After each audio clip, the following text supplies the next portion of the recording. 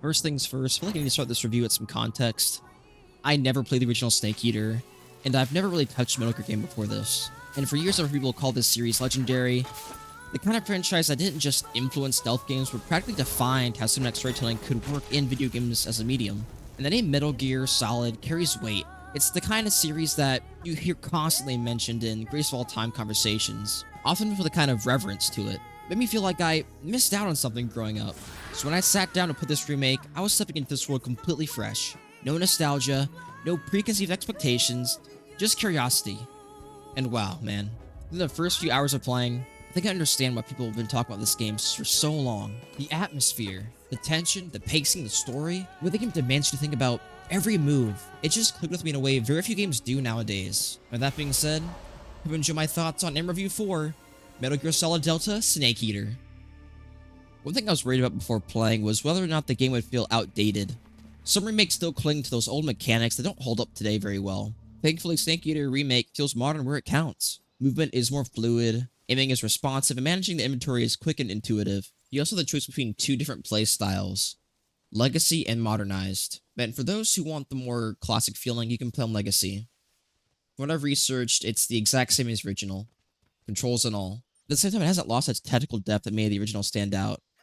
You can still manage your suppressors, camo swap depending on the environment, and carefully plan your approach, but none of it feels clunky or tedious. Something that really impressed me is how the game pushes you towards creative problem solving. Sometimes you'd sneak past an entire camp without anyone noticing, other times you manipulate the environment, using wildlife, tossing food, etc. And of course, there are moments when I messed up, triggered the alarm, but even then, the game didn't just punish me. It felt like I deserved it because I made a mistake, and learning from those mistakes is very helpful down the road. It felt fair.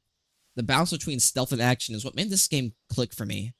It never funnels you into a single playstyle, instead it trusts you to experience, improvise, and carve out your own story, moment to moment. That freedom combined with modernized controls makes Snake Eater not only approachable to newcomers like myself, but also rewarding for players who want to push the system to its limits. And for me, I will definitely be playing this game all the way through on the legacy controls my next playthrough. The very first thing that stood out to me was the atmosphere. The jungle setting doesn't just look good, it feels alive in a way very few game environments ever do. Every rustle, every crack of the sticks beneath your feet, every distant animal call echoing through the trees. Even the crunch of a snake's footsteps on the damp soil adds to the constant level of tension in the game. Like the environment itself is watching me. I've played stealth games before, where the map is just a space to hide in. But here, the jungle, it's not just a backdrop, it's part of the experience. Where the sunlight cuts unevenly through the canopy of the trees, the natural shadows that you can use for cover, mud that stains Snake's clothes as you crawl through it, and this really reminds me of that grit that survival requires in real life. And it's just a surreal feeling to experience that same emotion in a video game. It's crazy. Even the animals react to your presence, sometimes giving you away, sometimes providing opportunities to you. And for the first time in a stealth game, I felt like I wasn't just sneaking around enemies. I was surviving an ecosystem that didn't care about if I was there or not. The jungle became its own character in a very cool way, unpredictable and always present. At first, I have to admit, the slower pace threw me off a bit. This is a game where you sprint around, gunning down enemies, like a traditional action-adventure game. The remake embraces patience, and that's the same of you. I want you to slow down, study guard patrols, watch their routes, and carefully plan your moves. The tension builds, not from constant combat, but from the silence between decisions, knowing the wrong step could unravel everything. Once I adjusted to that slower, methodical approach, I became addicted to this game. Every encounter stopped feeling like a simple fight and instead it turned into a layered puzzle. Do I risk sneaking past undetected and save resources, or do I set up traps and let the jungle itself do all the work? Do I gamble on a direct confrontation knowing that it can spiral into chaos?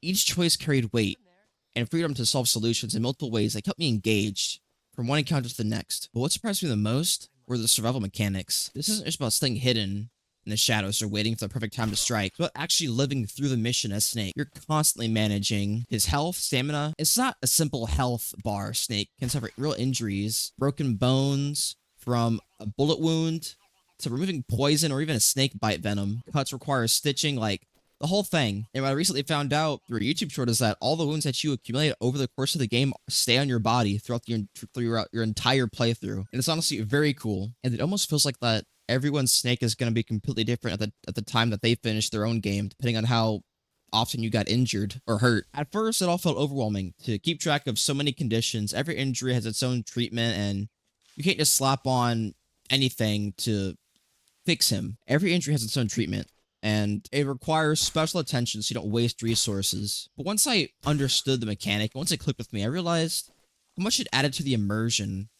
I wasn't controlling a character, but I was trying to keep a soldier alive in hostile territory. And the camouflage system pushed the feeling even further.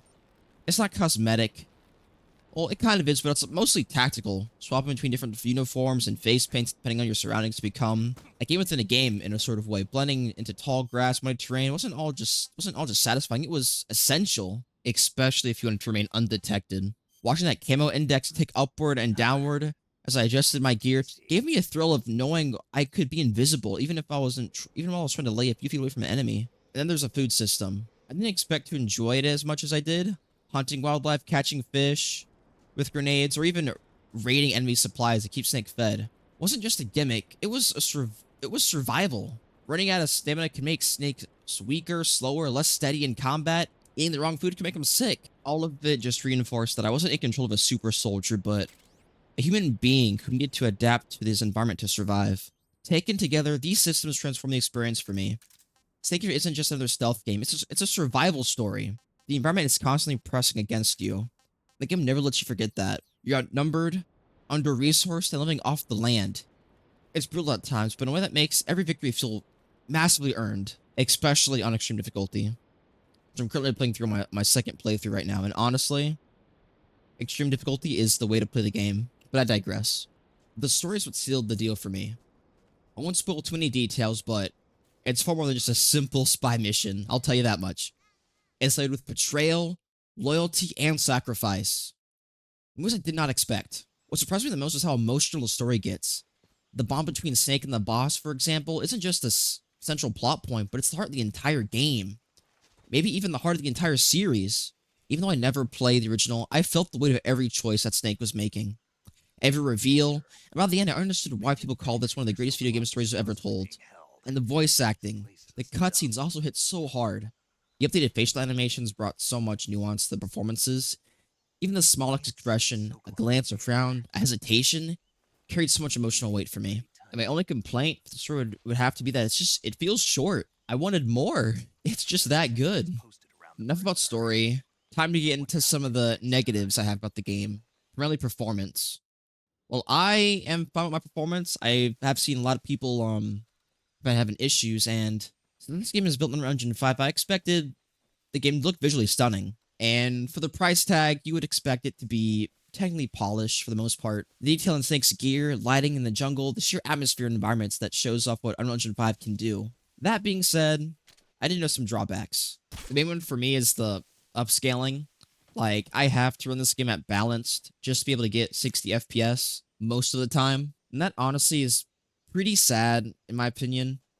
I really wish I could run this game at high quality or native resolution, which is my preferred method, so I can really soak in every detail. It's a not to get too crazy or off topic, but I'm really tired of upscaling in video games. I just want stuff to run natively, a native resolution. I don't think DLSS or FSR, all those, anything looked all that great. Native always looks better in my opinion. And it's a shame that a game that looks as good as this, I can't run it natively. And if I do, I only get like 30 frames a second. It's really sad. And on top of that, the frames are very inconsistent. Sometimes, like, I'll run in like the 40s to 50 range. Even at balanced, I barely hit 60 most of the time. And I don't want to rely on the frame generation. Even though it's not in this game, I don't want to rely on it in any game. So your performance may vary. I run the game at 4K resolution, so keep that in mind. Performance is, it's rough. It's not the worst I've ever seen. It's playable, but it could be better. That's what I'm trying to say. But I digress. Going into this remake as a complete newcomer, I didn't know if I'd get Metal Gear, or if I'd even like it, to be honest. By the time the credits rolled, I wasn't just satisfied, I was floored.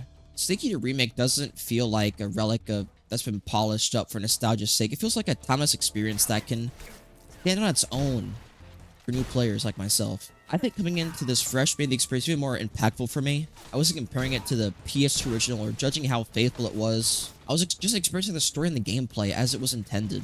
Just with a nicer coat of paint is all, and modernized controls. the gameplay, the atmosphere. And what I found was a game that is tense, emotional, and unforgettable. Snake Eater Remake isn't just for longtime fans, but it's also the perfect entry point for newcomers like myself. The blend of cinematic storytelling, the tense stealth gameplay, the emotional character moments. So exactly why this game is considered legendary. Experiencing this game for the first time, this remake felt both modern and timeless. Like I was playing a piece of gaming history that still holds up today. And now I finally understand why people love Metal Gear so much. Metal Gear has influenced so many games that have come after it. And this time, my first taste of the series, I cannot wait to dive deeper and to see what rest is in store. Thanks for watching. If you have any Metal Gear games I should play next, let me know. And if you're on the fence about getting this game, it's absolutely worth playing through, hands down. If you're willing to look over the quirks of Unreal Engine 5, that is. And with that being said, like the video, subscribe. If you didn't, don't subscribe. I'll see you guys next time. Peace out.